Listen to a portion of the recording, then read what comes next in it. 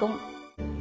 என்ன நீங்க வந்து தொலைக்காட்சி தொடர்ல நீங்க நடிச்சிருக்கீங்க, நீங்களே அதை பத்தி பேசலாமா அப்படின்னு சொல்லி நிறைய பேர் கேட்டிருக்காங்க.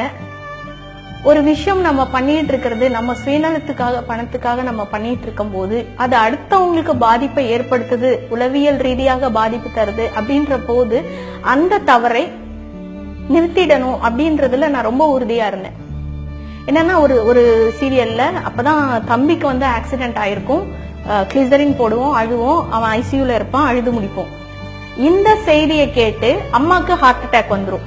அதே ஹாஸ்பிட்டல் அட்மிட் பண்ணிருப்பாங்க, ஐசியூல இன்னொரு பெட்ல அம்மா, அதுக்கும் கிளிசரின் போடுவோம், அழுவோம். இந்த ரெண்டு செய்தியும் கேட்டு அக்காவுக்கு அபார்ஷன் ஆயிடும். அவளை இன்னொரு ஹாஸ்பிட்டல் எடுத்துட்டு போயிட்டு இருப்பாங்க பரபரப்பா.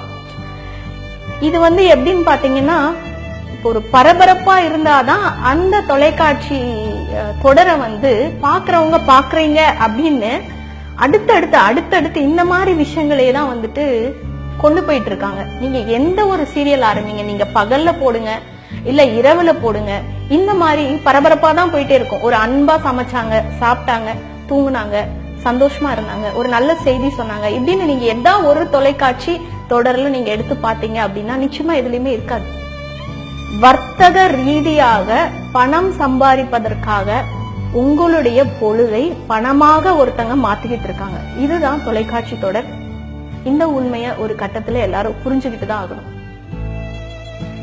பாம்பு பற்றி போட்டா குழந்தைங்க எல்லாம் பாக்குறாங்க, அந்த பாம்பு அழகா இருந்ததுன்னா இளைஞர்கள் எல்லாம் சீரியல் பாக்குறாங்க அப்படின்னு பாம்பு பத்தி போட்டுட்டு இருந்தாங்க. பேய் வந்தா குழந்தைங்க எல்லாம் பாக்குறாங்கன்னு பாம்பு பேய் ஒன்னா வச்சு ஒரு தொடர் வர ஆரம்பிச்சிருச்சு. ரொம்ப வேதனைக்குரிய விஷயம் இது.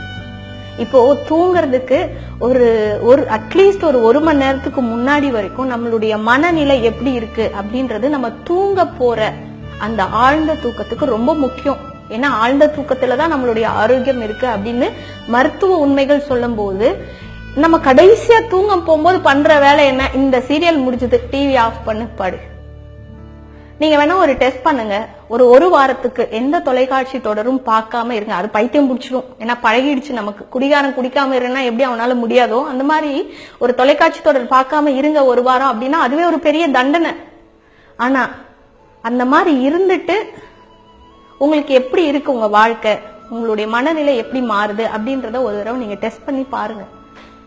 எப்ப பார்த்தாலும் பரபரப்பு, அப்பதான் டிஆர்பி ஏறும், அப்பதான் அந்த சீரியலோட போட்டி போட்டா இந்த சீரியல் வந்து இதே லெவல்ல இருக்கும், இந்த சீரியல் இதெல்லாம் கொண்டு வரானா நம்ம சீரியல கொண்டு வா, இப்படி போட்டி போட்டு உங்களுடைய நேரத்தை பணமாக மாத்துவது மட்டும் இல்லாமல் உங்களுக்கு மன உளைச்சலையும் உங்களுக்கே தெரியாம பல நோய்களுக்கு அடிப்படை காரணமாகவும் தொலைக்காட்சி தொடர்கள் இருக்குது. இத வந்து ஒரு மருத்துவர் சொல்ல வேணாம், பாதிக்கப்பட்டவங்க சொல்ல வேணாம், இந்த துறையில இருக்க நான் சொல்றேன். இப்ப இதனால எனக்கு பிரச்சனை வருமா? நிச்சயமா வரும். ஆனா உங்களுடைய ஆரோக்கியம் இதுல இருக்கு அப்படின்ற போது யாராவது ஒருத்தர் இந்த உண்மையை ஒரு இடத்துல உடைச்சுதான் ஆகணும். எனக்கு தெரியல, இதை கேட்கறதுனால நீங்க வந்து அந்த பழக்கத்துல இருந்து வெளியே வருவீங்களா இல்லையா அப்படின்றது தெரியாது. ஆனா உங்களுடைய ஆரோக்கியம் கெடுவதற்கு இது ரொம்ப முக்கியமான காரணமாக இருக்கு. தூங்குறதுக்கு கொஞ்ச நேரத்துக்கு முன்னாடி வரைக்கும் நம்மளுடைய மனநிலை எப்படி இருக்குன்றது ரொம்ப முக்கியம். இது வந்து ரத்த கொதிப்பு, சர்க்கரை, நீரிழிவு நோய், இந்த மாதிரி பல விஷயங்களுக்கு இது காரணமாக இருக்குது. இது உளவியல் ரீதியாக நிரூபிக்கப்பட்டிருக்குது. இங்க இல்ல, வெளிநாடுகள்ல நிரூபிக்கப்பட்டாச்சு. இன்னும் நம்ம ஊர்ல அந்த அளவுக்கு வந்து விழிப்புணர்வு வரல. பாதிப்பு அதிகமாகும் போது கூட நம்ம கண்டுபிடிக்க மாட்டோம். இதனாலதான் நம்ம வீட்டு பெண்களுடைய ஆரோக்கியம் கெட்டுட்டு இருக்கு அப்படின்றது நம்ம கண்டுபிடிக்க போறது இல்லை. சோ புரிஞ்சுக்கலாம், கட்டாயமா பார்க்கலாம். பட் ஒரு லிமிட். எப்ப பார்த்தாலும் இதுல கற்பழிப்பு இல்ல கருச்சிதைவு இல்ல வந்து கொலை பண்ணிடலாம், எப்படி கொலை பண்ணலாம், அவனை எப்படி அழிக்கலாம், இவளை எப்படி அழிக்கலாம், இப்படியே இந்த மாதிரியே யோசிச்சுட்டு இருக்கக்கூடிய ஒரு கூட்டத்தை வீட்டுக்குள்ள வச்சுக்கிட்டு அவங்க என்ன திட்டம் போடுறாங்க, அது ஜெயிக்குமா, அதை நம்ம பார்க்கலாம் அப்படின்ற ஒரு ஆர்வம் நமக்குள்ள வருது பாத்தீங்களா? பெரிய மனநோய் அது.